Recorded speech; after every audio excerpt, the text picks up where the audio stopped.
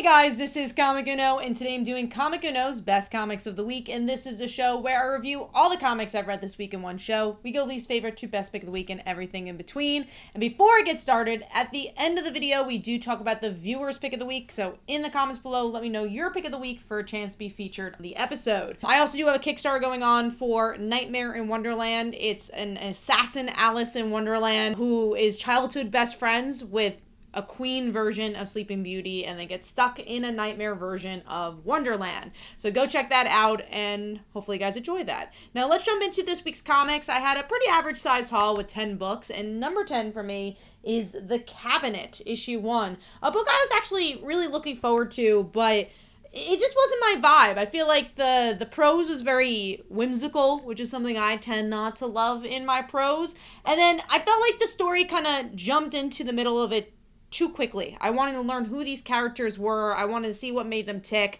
And I like the idea of this jock character and this main character being heroes with each other, you know, sidekick and hero with each other. But there just wasn't enough of their relationship in this one to really grab onto it. And another thing I didn't love was the really bright colors. I feel like just didn't work for this. It was hard to visualize everything. So it just didn't work for me. So overall, giving that 1.5 stars, and that is number 10.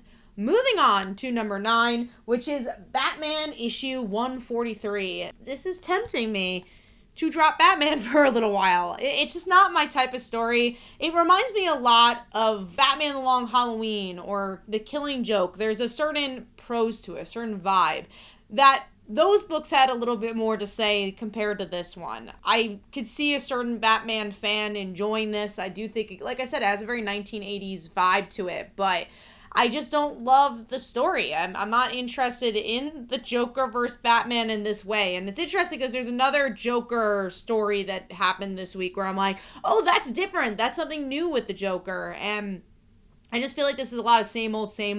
Artwork I'm not a huge fan of. It's a little too gritty for me. And, you know, I'm just not into this arc right now. I might drop Batman for this arc until we get to the next one, because I have not been impressed with Zdarsky's run overall of Batman besides that first story arc, and it really hasn't gone back for me. So giving that 2 stars, and that is number 9. Moving on to number 8, speaking of flagship titles, we got The Amazing Spider-Man issue 43. This is the continuation of the gang war. I think it's almost over. And there's moments here and why I felt this was a little higher than Batman, even though I think Batman's art was stronger, John Romita Jr., for an issue that is very action-driven. But the emotional things here, there's almost something there, right? With Batman, there's not really anything I'm latching onto. Here, it's like, all right, at least you get to see Peter visit Randy. That's interesting enough. You get the ending between Beetle and her father, Tombstone. An action that's not that strong, in my opinion, or at least not to my taste. There's not a lot of plot progression at all. The cliffhanger is Tombstone saying, hey, Janice, you can't be part of this. I'm gonna be the Kingpin. It's like, we've seen that with Tombstone before. We kind of see that direction for him. So, yeah, I just wasn't a huge fan of this, and it's a shame because I felt like the first part of it really had a lot of potential, but it hasn't really met that potential. So that's number 8. Moving on to number 7, which is actually a huge jump. This is a 3.5 star book. So there was things I didn't like and then things I enjoyed this week. And that is Batman and Robin issue 5, which I enjoyed this issue. I think there's some interesting story beats, especially when it comes to the school aspect. I liked how one of the students was connected to Batman and Robin's villain, and I like the backstory there. I'm still not on board with nice Batman. I think that's the thing that I'm still scratching my head of. It's like, okay, he's a good dad now. I'm a little confused by that. I also don't think the artwork is as strong for this, but I like the narrative. I like Robin just kind of learning how to be a high school student and going along the ride of still being Robin. And then there's a really good cliffhanger with Flatline returning. So if you read Robin, you get that continuation, and they have a fun dynamic. So I thought it was a pretty solid issue overall. So giving that 3.5 stars, and then is number 7? I think we're moving on to number 6, which is the book I was talking about with the Joker. Action Comics issue 1062. I really enjoyed that first issue. I was pleasantly surprised. I'm not usually a Bizarro fan, so I was like, all right, cool, you're getting me into a Bizarro story? That's great. With this issue, it's all the worries I kind of had with a Bizarro story, where we get to see the aftermath of everyone becoming Bizarro and becoming weird.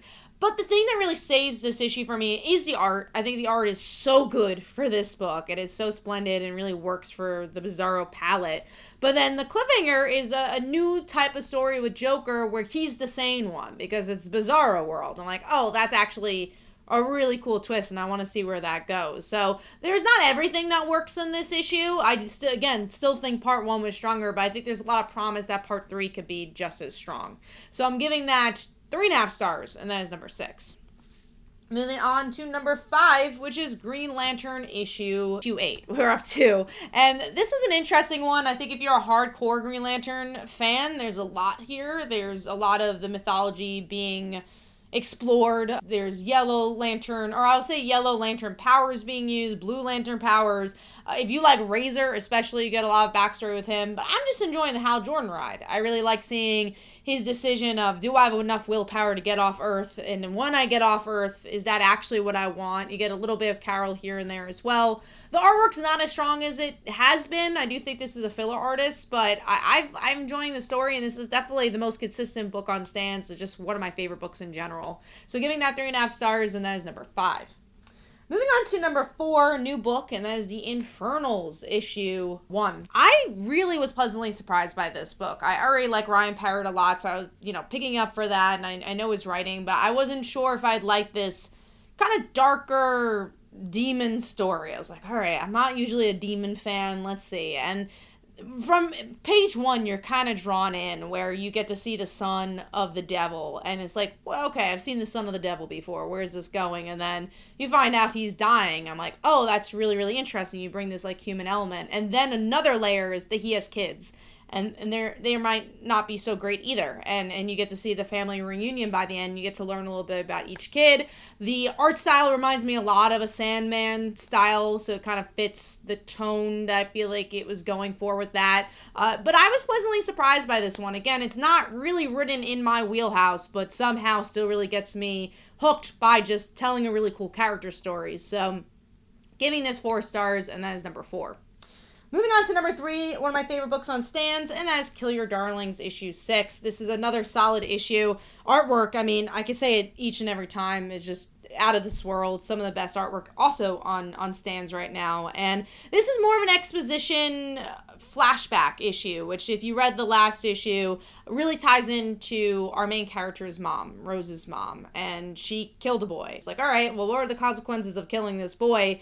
Well, everything that's kind of been going on in this world has to do with his relatives, and that's mostly the issue. I will say it's a very quick read, so, it just kind of scratches the surface of where this book's going, but, I don't know if that's a bad or good thing, because I just wanted more. That's what you want with a story, is that you want more. But yes, it is a very breezy read here, but you do get a lot about the mythology. You get a little bit more of the characters. If you miss Rose, I still miss her a little bit in this book, but I think these are necessary issues to tell us a wider scope.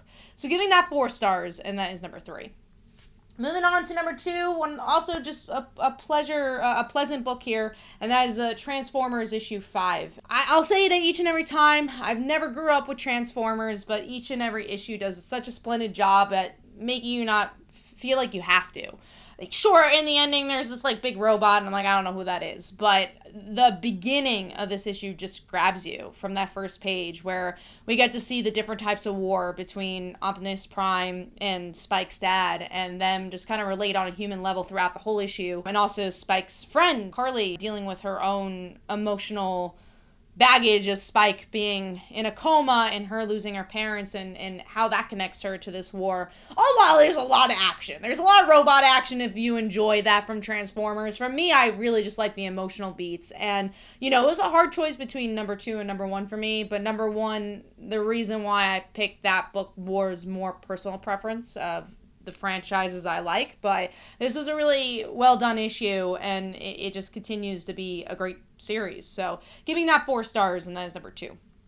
Moving on to number 1, and that is SpiderGwen Smash issue 3. It is the title of this video. It looks like MJ it might be in love with Gwen, which I kind of want to take us back a little bit before I dive into this issue, because it's interesting, because this is definitely not the first time they've played with this. MJ's queerness in this world has been present but not heard for a while. Pretty much know that her and Gloria are in a relationship, but they never say, hey, we're in a relationship. And same thing for the previous ongoing series. There was a lot of like hints that MJ and Gwen could be a thing, but it was all Elseworld storytelling. And this was really the first time that I feel like it was very more blatant and said that, hey, MJ has a crush on you. But even so, there is definitely some choosing of words to be like, okay, where is this gonna go? Is it gonna go a queer direction? Is it not? And I do find it really fascinating that you do have queer creators writing Gwen all the time too. So it's kind of fun to see their perspective on Gwen and this kind of queer codedness of the character that I think a lot of people have been looking at for a while. So I want to see where it goes. Like, I think it's pretty obvious that MJ's queer. We don't know the answer to how Gwen is going to react to this all. But I like this issue for that. But also just for what I've been enjoying about Gwen in this franchise is the development and the twists on characters you know and love. So you have Dazzler along for the ride as we see Bruce Banner, a very different version of himself as a scientist, almost like his father.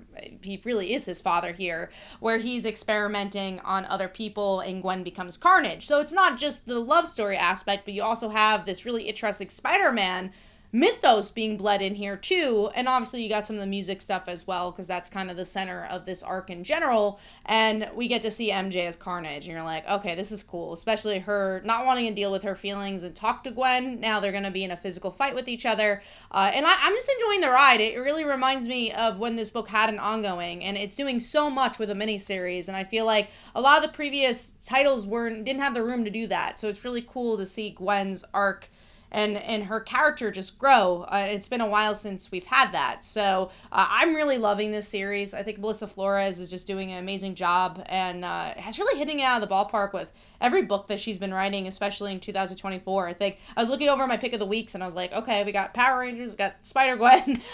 She's just doing a good job. So I'm excited to see where this one's going to go. Give me that 4 stars. That is my pick of the week. Let me know in the comments below what your pick of the week was. This is Comic Uno, and of course we're going to talk about the viewer's pick of the week, which is Beneath the Trees, and here are some comments about that. Also, do not forget to go check out Nightmare in Wonderland. That Kickstarter is live right now if you want to go read some comic books. Hopefully you guys enjoyed. This is Comic Uno, and I'll see you guys in the next one.